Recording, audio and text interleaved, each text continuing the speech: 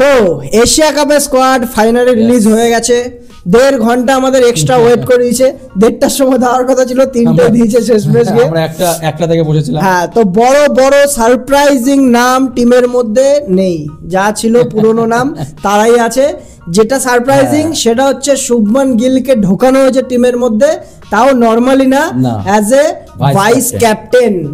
মানে 3 ফরম্যাটেই সেখানে ক্যাপ্টেন্সি দেওয়া হচ্ছে তার থেকে তো বোঝা যাচ্ছে শুভমান গিলকে।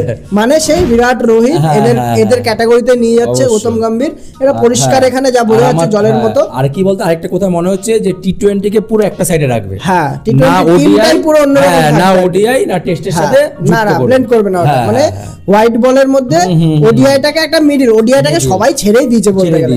তো আমরা এই সময় যাবো না এখন। শুভমান গিলকে ভাইস ক্যাপ্টেন করে দিয়েছে, এটা হচ্ছে ব্রেকিং নিউজ। আর হচ্ছে জয়সওয়াল নেই, বুমরাতে আসবো। জয়সওয়াল নেই, শ্রেয়াস আয়ার নেই, কেএল রাহুল নেই, মোহাম্মদ সিরাজ নেই, কুনাল পান্ডিয়া নেই। যা স্পেকুলেশন ঘুরেছিল সব কিছু মিথ্যে হয়েছে এখানে। যা পুরনো টিম থাকার কথা সেম টিমই রয়েছে, শুধু ইনক্লুড হয়েছে শুভমান গিল। এটা হচ্ছে ডিফারেন্স। টোটাল 15 মেম্বারের স্কোয়াড অ্যানাউন্স হয়েছে এখানে। স্কোয়াডটা একবার পরিষ্কারভাবে পড়ে নিচ্ছি। সূর্য কুমার যাদব ক্যাপ্টেন, চোটিল ছিল, ক্লিয়ারেন্স পেয়ে গেছে, চলে এসেছে চোটিল থেকে একদম পুরো রিকভারি। এছাড়া অক্ষর প্যাটেলের সঙ্গে খুব মানে বাজে ব্যাপার হয়েছে, শুভমান গিল হচ্ছে ভাইস ক্যাপ্টেন। তারপরে যদি আসে তিলক বর্মা, অভিষেক শর্মা, হার্দিক পান্ডিয়াও তো এনসিএতে ছিল, এনসিএতে গেছিল টেস্টের জন্য, টেস্ট পাস করে গেছে। হার্দিক পান্ডিয়া, শিবম দুবে, অক্ষর Patel, Jitesh Sharma second wicket keeper হিসাবে। তারপর হচ্ছে বুমরা ফেরত চলে এসছে আবার, ঠিক আছে। যেহেতু ফিট ছিল এখানে দিয়ে দিয়েছে নাম, বলছে কেন না, যদি নিজে অ্যাভেলেবেল থাকে কেন না। তো বুমরা, আর্শদীপ সিং, তোর বরুণ চক্রবর্তী আছে এখানে, কুলদীপ যাদব আছে, সঞ্জু স্যামসন আছে, হর্ষিত রানা আছে, আর হচ্ছে রিঙ্কু সিং। এই হচ্ছে 15 মেম্বারের স্কোয়াড। আর যদি আমরা বলি রিজার্ভে কে আছে, তাহলে হচ্ছে প্রসিদ্ধ কৃষ্ণা, ধ্রুব জুরেল, ওয়াশিংটন সুন্দর, জয়সওয়াল আর রিয়ান পরাগ। এই কজন আছে রিজার্ভের জন্য। কিন্তু ওয়াশিংটন সুন্দর আমি ভেবেছিলাম আমাদের 15 এর মধ্যে থাকবে। হ্যাঁ, জয়সওয়াল আর ওয়াশিংটন সুন্দর অ্যাকচুয়ালি পুরো টিমটা একটা সারপ্রাইজ প্যাকেজে চলে গেছে। সবাই ভেবেছিল এই চেঞ্জ হবে, ওই চেঞ্জ হবে, পুরোপুরি কিছুই চেঞ্জ হয়নি। শেষ ম্যাচ গিয়ে ওই জায়গাটাতেই দাঁড়িয়েছে। কিন্তু আমি মনে করি এই স্কোয়াডটা খুব পারফেক্ট স্কোয়াড হয়েছে এটা। হ্যাঁ, ঠিকঠাক একদম স্কোয়াড। প্লেয়ারদের প্রতি অনেস্টি দেখিয়েছে, যারা খেলছিল কেউ খারাপ তো কিছু করেনি। তো ওই জায়গাতেই ওই জিনিসটাতে স্টিক করেছে। বলতে এখন আইপিএল হওয়ার পর এত টি20 এত প্লেয়ার উঠেছে, কাকে ছেড়ে কাকে সোজা না, যাই হোক পারফরম্যান্স গুড। হ্যাঁ, সবারই প্রিয়ান শারিয়া কত প্লেয়ার এসেছে নতুন, কাকে ছেড়ে কাকে নেবে। তো পুরনো স্কোয়াডের উপর বিশ্বাস দেখিয়েছে, এটাই সবথেকে বড় কথা, এটাই আমরা চেয়েছিলাম। আর যদি বলা হয় শুভমান গিল হঠাৎ করে এসে জুড়ে বসলো কোথা থেকে, শুভমান গিল যেহেতু ভাইস ক্যাপ্টেন হিসাবে খেলছে, সেহেতু এখানে কনফার্ম যে ধরা যেতে পারে টিমে। হ্যাঁ, তাহলে প্লেইং 11-এও থাকবে। সমস্যাটা আসবে ওইখানেই। শুভমান গিল আর অভিষেক শর্মা ওপেনিং করছে এখানে। যুবরাজ সিং এর একদম ইয়ের লোক, ঠিক আছে, নিজে পার্সোনালি ট্রেনিং দিয়েছে এই দুটো প্লেয়ারকে, আমরা জানি সবাই, ঠিক আছে। আর হচ্ছে তোর শুভমান গিল আর অভিষেক শর্মা যদি এখানে ওপেনিং করে, তাহলে সঞ্জু স্যামসন যাবেটা কোথায়? হ্যাঁ, এটা কিন্তু একটা বড় প্রশ্ন। দেখ 3 নাম্বার কিন্তু একদম সূর্য কুমার কিন্তু একদম না, তিলক আর সূর্য যদি লেফট হ্যান্ড আউট হয়, ওরা অল্টারনেট করে না ওই জায়গাটা নিয়ে কোনো। তিলক বর্মা লাস্ট 3টের মধ্যে মানে 2টো ইনিংসে পরপর 2টো সেঞ্চুরি আছে, কিন্তু তিলক বর্মার কোনো সিন আমরা 50-এর উপরে এভারেজ আছে, ঠিক আছে, টি20-তে তিলক বর্মা। তো তিলক বর্মা, সঞ্জু স্যামসন মানে 3 নাম্বার পারফেক্ট। তো প্লেইং 11 নিয়ে সঞ্জু তাহলে কোথায় খেলবে, কি খেলবে না, এটাও হতে পারে। কোথায় খেলবে আমার তো মনে হয় না 5-6 গিয়ে কিছু একটা দেখা যাক কি হবে। আমরা এটা নিয়ে রিসার্চ করব, ভালো করে বসবো। এটা নিয়ে আলাদা একটা ভিডিও আসবে, প্লেইং 11 এর ভিডিও আসবে একটা, আপনারা ওয়েট করবেন, এই চ্যানেলে পেয়ে যাবেন। হ্যাঁ, আরেকটা কথা বলছি, যদি 5-6 ব্যাপারে তাহলে কিন্তু জিতেশ শর্মা পারফেক্ট আছে। অবশ্যই জিতেশ শর্মা ক্যাপ্টেন, এই তো wicket keeper, backup wicket keeper. হ্যাঁ, জিতেশ শর্মা কিন্তু বড় একটা রোল নেবে।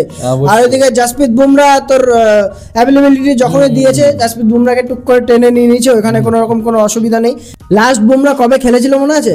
লাস্ট ম্যাচ টি20 ওয়ার্ল্ড কাপ ফাইনাল 2024-এর।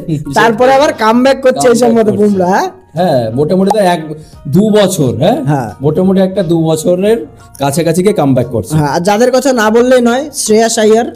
শ্রেয়াস আইয়ারের জন্য সত্যিই খারাপ লাগে, 600-র উপরে আইপিএল সিজন, অবশ্যই ক্যাপ্টেন হিসেবে ম্যাচ জেতানো, অবশ্যই ক্যাপ্টেন ভাইস ক্যাপ্টেন। তো আমি মনে করি ও টিমে ঢুকে ডাইরেক্ট ভাইস ক্যাপ্টেনও হতে পারতো, এমনকি এমন ক্ষমতাও আছে ওর, আর এমন ক্যাপাবিলিটিস আছে অবশ্যই। 600-র উপরে রান, তুই ভাবতে, তাও মানে কি 160-70 স্ট্রাইক রেটের সঙ্গে, মানে কতটা একটা টিম যে নাকি দুবার মাত্র ফাইনালে গেছে, তার মধ্যে শ্রেয়াস আইয়ারের ভূমিকা 2025-এ 11 বছর পরে এসে ফাইনালে উঠেছে, তারপরেও চান্স পাচ্ছে না, টেস্টে পাচ্ছে না, ইয়েতে পাচ্ছে, ওডিআই তো হয় না বললেই চলে, ওইভাবে ললিপপ দিয়ে রাখলেই হয় না, ঠিক আছে।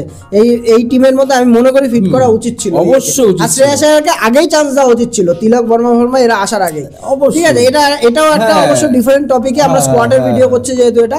আর জয়সওয়ালও চান্স পায়নি এখানে, জয়সওয়াল কিন্তু তোর শুভমান গিলের থেকে এগিয়ে আছে, কিন্তু স্ট্যাটস দেখলে টি20 তে অনেক এগিয়ে আছে, যা খেলার এগ্রেসিভ দেখি মনে হচ্ছে ও টি20 এর জন্য কোনো না কোনো ভাবে জয়সওয়ালের 36-এর এভারেজ আছে টি20 তে, আর গিলের সেখানে 30, সেখানে গিল চান্স পেয়ে গেল, যেহেতু ওকে ফাস্ট ট্র্যাক করছে ক্যাপ্টেন্সির জন্য, জয়সওয়াল চান্স পেল না, আর জয়সওয়াল অত সহজে চান্স পাবেও না, কারণ অভিষেক শর্মা, সঞ্জু স্যামসন থাকতে জয়সওয়াল আর এইখানে অন্তত আর চান্স পাবে না, অবশ্যই। তো যাই হোক, এখানে খারাপ কিছু করেনি, যা স্কোয়াডটা করেছে, ঠিক আছে, এই স্কোয়াডের মধ্যে কোনো অত নেই, আর যারা যারা ডিজার্ভ করে তারা তারাই চান্স পেয়েছে এখানে, কাউকে পুরোপুরি অনেস্টি দেখানো হয়েছে, একমাত্র একজন বাদ দিয়ে, সেটা হচ্ছে কেকেআর গৌতম গম্ভীর কোটা থেকে এসছে, সেটা হচ্ছে হর্ষিত রানা। আমি মনে করি এইখানটায় টি20 তে ওর থেকে ভালো ভালো বোলার ভাই আইপিএল ছিল, হ্যাঁ খালিল আহমেদ ছিল, ভালো বল করেছে এর থেকে আরো, কিন্তু এখানে ইন্ডিয়া টিম আমি যা বুঝতে পারছি পুরনো প্লেয়ার যারা যারা নিয়ে কন্টিনিউ ছিল টি20 ক্রিকেট, কিন্তু 2024-এর ওয়ার্ল্ড কাপে ছিল, হ্যাঁ